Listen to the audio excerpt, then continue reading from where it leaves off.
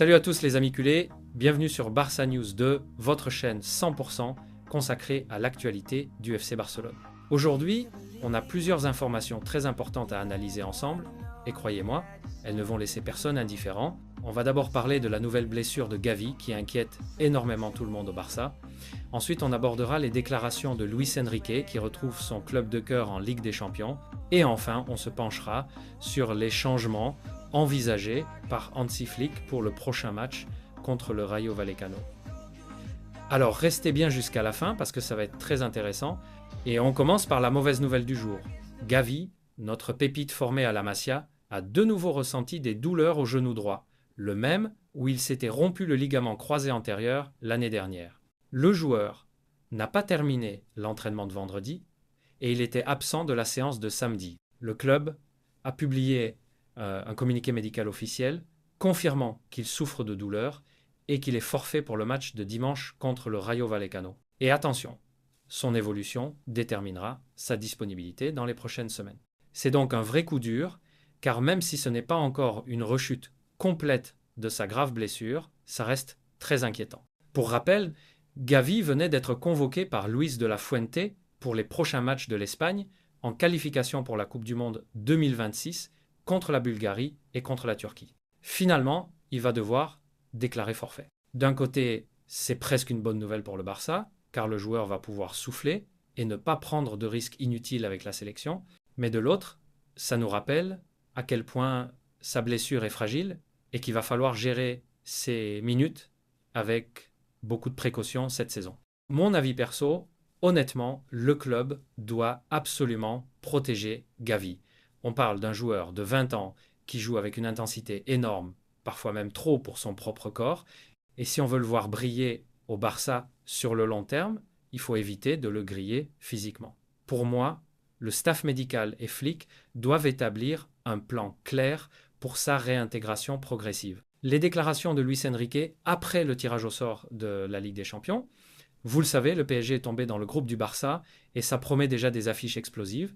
Lucho a reconnu que pour lui, c'est un mélange de sentiments positifs et négatifs.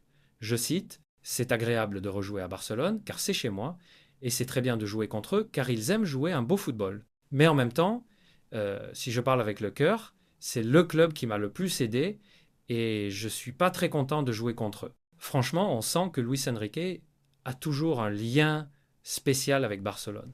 C'est un club qui lui a tout donné. En tant que joueur, il a marqué l'histoire.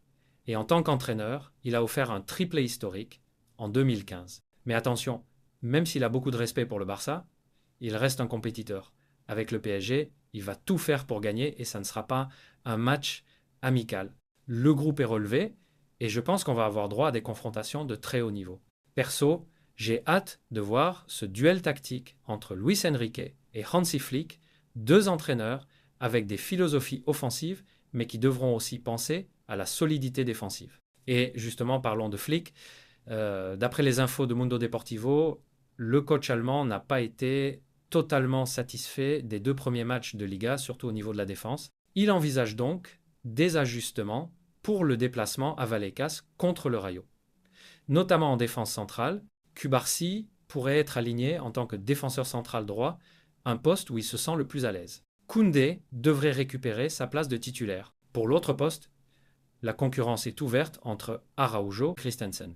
C'est une décision importante car Flick veut trouver une charnière solide dès le début de saison. On sait que la Liga est longue et exigeante et si la défense n'est pas stable, ça peut vite devenir un problème. Personnellement, je pense que Cubarsí mérite clairement de jouer. À seulement 17 ans, il a déjà montré une maturité incroyable la saison dernière. Associé à Koundé, ça peut donner une belle complémentarité. Reste maintenant la question de Ronald Araujo. Quand il est à 100%, c'est le leader naturel de notre défense, le patron, celui qui impose le respect. Mais ces méformes à répétition posent un vrai problème. Flick devra trancher, miser sur la jeunesse avec Cubarsí et la régularité de Koundé, ou redonner les clés à Araujo en espérant qu'il tienne physiquement. C'est une décision importante car Flick veut trouver une charnière solide dès le début de saison. On sait que la Liga est longue et exigeante et si la défense n'est pas stable, ça peut vite devenir un problème. Personnellement, je pense que Cubarsí mérite clairement de jouer. À seulement 17 ans, Il a déjà montré une maturité incroyable la saison dernière. Associé à Koundé, ça peut donner une belle complémentarité. Reste maintenant la question de Ronald Araujo. Quand il est à 100%, c'est le leader naturel de notre défense, le patron, celui qui impose le respect. Mais ces méformes à répétition posent un vrai problème.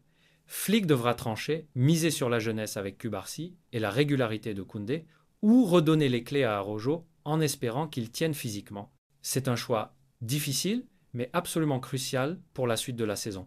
Parce que soyons clairs, si la défense du Barça n'est pas solide, on ne pourra pas rivaliser en Ligue des Champions, ni même tenir la cadence en Liga.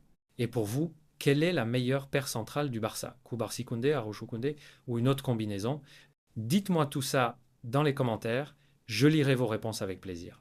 Si la vidéo vous a plu, n'oubliez pas le petit like, abonnez-vous pour ne rien rater de l'actualité du Barça et partagez la vidéo avec vos amis fans de foot. On se retrouve très vite pour une nouvelle vidéo sur Barça News de Forza Barça.